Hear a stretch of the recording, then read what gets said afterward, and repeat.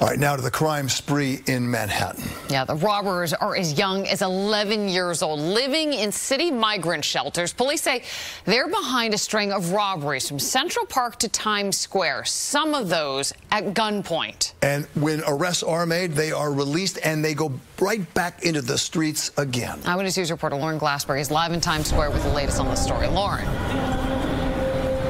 Yeah, back to the streets really here in Times Square where there are so many pedestrians and so many easy targets. And police say these are kids, really young teenagers who are moving as a pack, and they are likening them to a farm team for a much bigger and organized gang.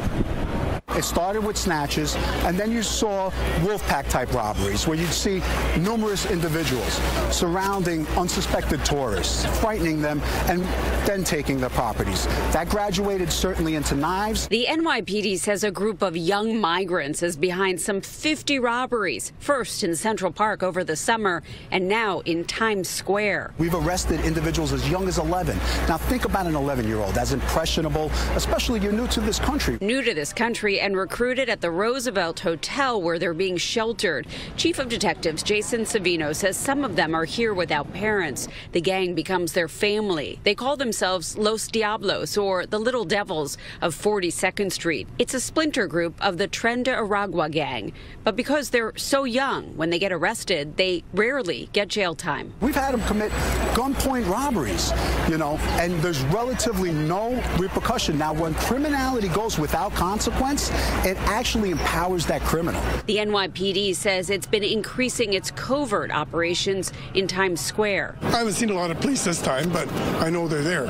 So, I mean, we all think it's not going to happen in public, but it can happen. Yeah. But no, I don't feel unsafe at all. I have not felt threatened in any way, but I have seen a lot of like young kids out, no parents around, which does give me a lot of concern. Fortunately, this gang has been quiet for most of October. We haven't taken a robbery for about 2 weeks now in and around this area by this group. We're satisfied with that, but we won't stop until they absolutely are decimated and don't commit any robberies at all.